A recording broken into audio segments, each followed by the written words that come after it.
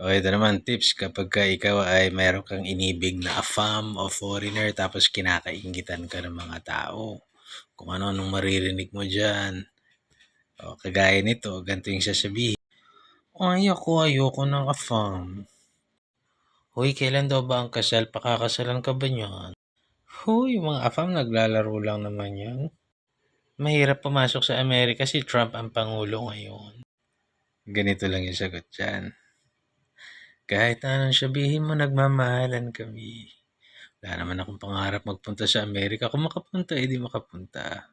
At saka, kahit anong gawin natin, kahit anong itsura ko, 'pag nagkaanak kami ni Afam, artistahin dito. So shut the fuck up.